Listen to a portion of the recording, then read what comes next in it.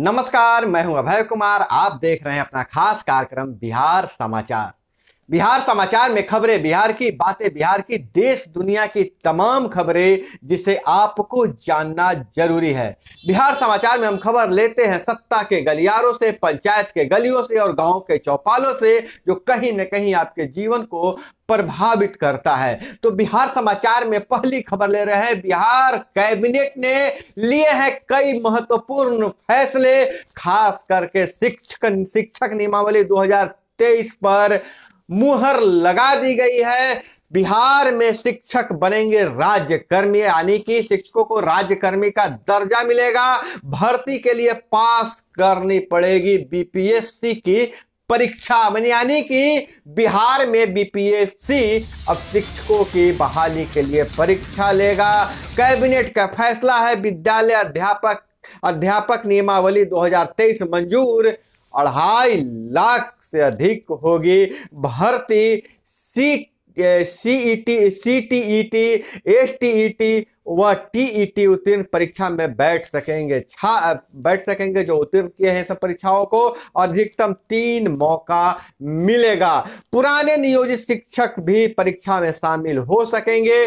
उम्र सीमा में 10 साल की छूट मिलेगी। तो मोटा मोटी शिक्षक नियमावली जो है 2023 का यही मजमून सामने आ रहा है। लेकिन थोड़ी सी इस पर हम थोड़ा सा विस्तार से और चर्चा कर लेते हैं। नई नियमावली का असर क्या होने वाला है। तो पंचायत व नगर निकाय के 9,222 नियोजन इकाई के से नियुक्ति का अधिकार खत्म हो गया। पंचायत और नगर निकाय के नियुक्ति का अधिकार खत्म हो गया। चयनित शिक्षक का जिला कैडर होगा। इन्हें राज्यकर्मी का दर्जा और सुविधा मिलेगी। और परिवर्तन यह जरूरी क्यों थी? तो यह परिवर्तन इसलिए जरूरी थी कि जब पंचायत और नगर निकाय की समिति चुनाव करती थी, शिक्षकों का जब किसी नियुक्ति करती थी, उसमें कई गड़बड़ियां सामने आई थी। और पुराने नियोजित शिक्षकों का क्या होगा? सवाल सबसे बड़ा यह है कि बाकी जो नए बहाल होंगे शिक्षक, उन्हें तो राज्यकर्मी का दर्जा मिल जाएगा। तो पुराने शिक्षकों का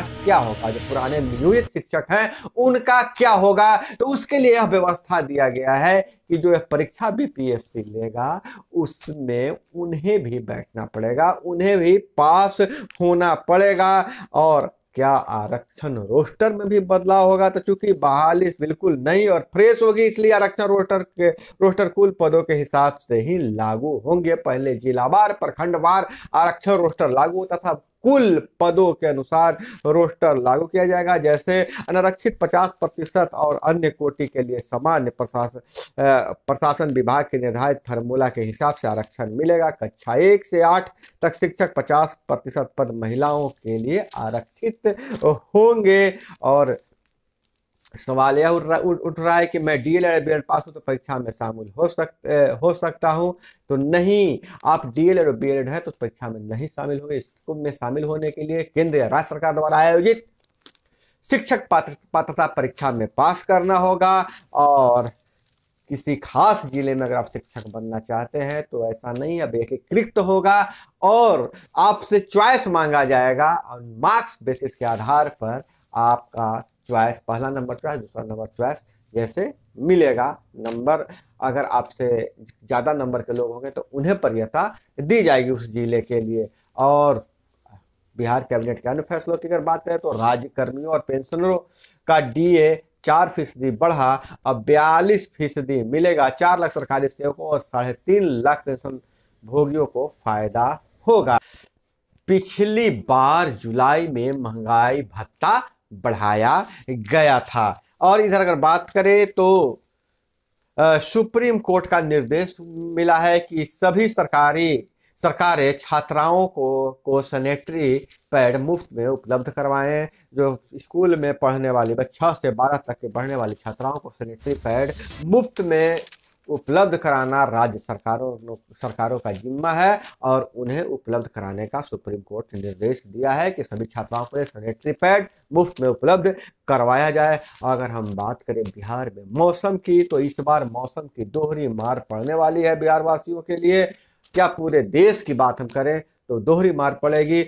प्रचंड गर्मी के बाद बारिश भी कम होगी। अप्रैल से मई के बीच भीषण गर्मी पड़ सकती है और फिर जून सितंबर के बीच 94% बारिश संभव है, यानी सामान्य से कम है। कारण है अल नीनो शुरू होने से हवाओं का रुख बदलेगा और मध्य प्रदेश, राजस्थान समेत उत्तर मध्य भारत के इलाकों में ज्यादा प्रभाव डालेगा और असर यह होगा कि कम बारिश से पैदावार कम रह सकती है, जिससे महंगाई बढ़ने का डर है। और वहीं मुख्यमंत्री नीतीश कुमार ने बहुत बड़ा आरोप लगाया है केंद्र सरकार पर। राज्य में कोरोना बढ़ रहा है, लेकिन मुख्यमंत्री बोल रहे हैं कि केंद्र सरकार नहीं दे रहा है वैक्सीन, बिहार खुद खरीद कर वैक्सीनेशन करेगा। नीतीश कुमार का बयान है। मुख्यमंत्री ने कोरोना संक्रमण के बढ़ते मामले को लेकर किया है बैठक। वायरल फीवर से भी कम बीमार कर रहा है कोरोना। हालांकि ओमिक्रॉन का ही कोई वेरिएंट है, लेकिन अस्पताल जाने की जरूरत नहीं पड़ रही है और अस्पताल जाने वाले लोग भी हैं तो बहुत तेजी से रिकवर कर रहे हैं, ठीक हो रहे हैं।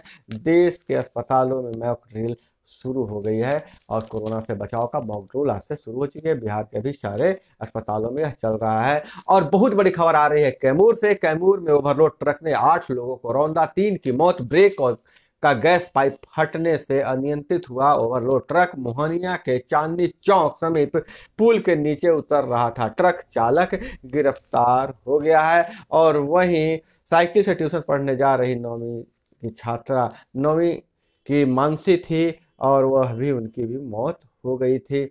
और इधर चुनाव आयोग ने सुप्रीम कोर्ट में हलफनामा दायर करने को कहा है।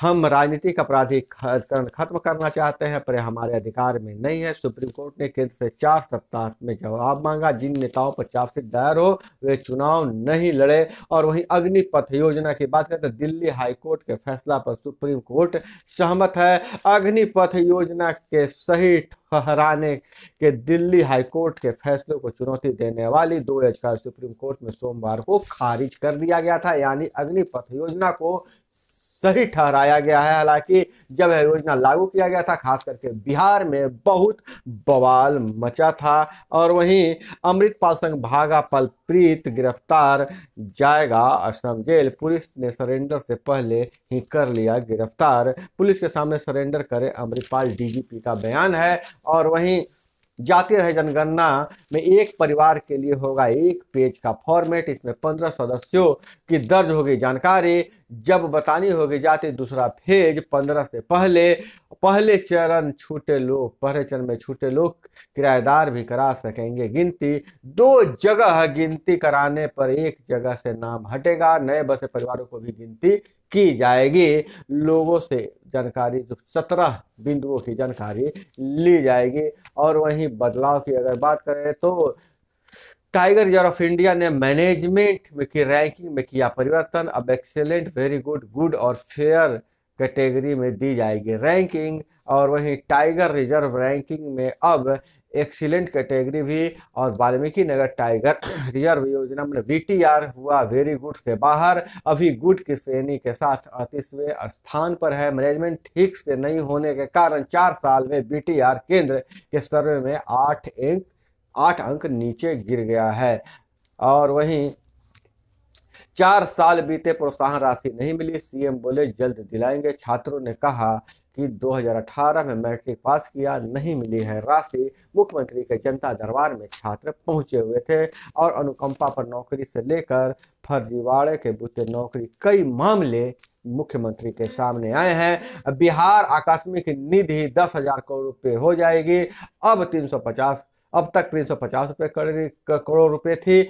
वाल्मीकि 6.5 एकड़ जमीन लोक प्रशासन एवं ग्रामीण विकास संस्थान को शिक्षक नियुक्ति नियमावली की स्वीकृति व ऐतिहासिक पहल जहां सरकार बता रही है, वहीं कई शिक्षक संगठनों ने इस नियमावली की प्रति को जलाया है। और शिक्षक नियमावली के प्रति में जो शिक्षक संगठन है, जो नियोजित शिक्षक पहले से कार्य कर रहे हैं, उनकी बीपीएससी की परीक्षा लेने को गलत ठहराया है और सरकार के इस निर्णय के विरोध करने का निर्णय लिया है। और इस नियमावली की प्रतियां कई जिलों में, कई प्रखंडों में जलाया है शिक्षक संगठनों ने। और शिक्षक संगठन अब नए सिरे से आंदोलन के मूड में है और कह रहे हैं कि अब हम कोई परीक्षा नहीं देंगे, क्योंकि इतने परीक्षा पास करने के बाद शिक्षक बने थे और कई सालों से हम शिक्षण का काम कर रहे हैं और फिर से हम परीक्षा लेकर सरकार हमें अपमानित और प्रताड़ित करने का काम कर रही है,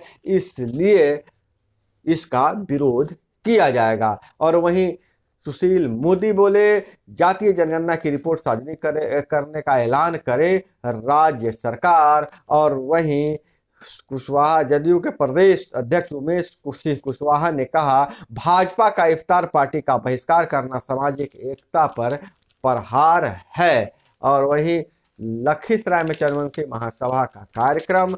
और इधर राज्य के विश्वविद्यालयों में 4 वर्षीय स्नातक कोर्स लागू करने की तैयारी। यूजीसी के ड्राफ्ट रेगुलेशन पर राज्य के कॉलेजों में लागू होगा यूनिफॉर्म पाठ्यक्रम, शोध आधारित होगा 4 वर्षीय स्नातक का कोर्स।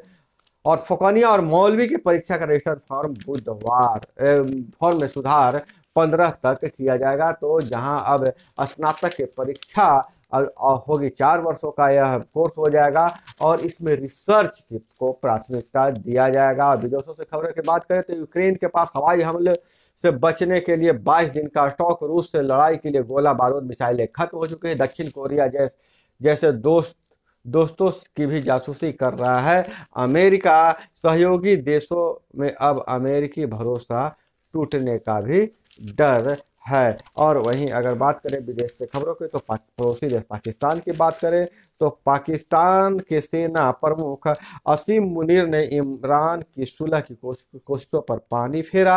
आर्मी चीफ के समर्थन के बूते कोर्ट से भीड़ रहे हैं पीएम शहबाज। फिलहाल पाकिस्तान में मार्शल लॉ के कोई आसार नहीं है, लेकिन इमरान खान को जेल जाने से बचाना चाहते हैं चीफ जस्टिस बड़ियाल। कानूनी और संवैधानिक हिसाब से इमरान खान चुनाव के लिए अयोग्य करार दिए जाने और जेल जाने से बच नहीं सकते हैं। हालांकि पाकिस्तान में क्या होगा, यह वहाँ राजनीतिक संकट गहराया हुआ है, यह आगे देखने वाली बात है। तो दोस्तों, यह थी ऐसी तमाम खबरें जो आपको जानना जरूरी था। इसी तरह से खबरों के लिए जुड़े रहे हमारे साथ। चैनल पे नए हैं तो चैनल को सब्सक्राइब कर लीजिए, वीडियो पसंद आए तो एक लाइक जरूर कीजिएगा। मिलते हैं अगली वीडियो में। जय हिंद, वंदे मातरम।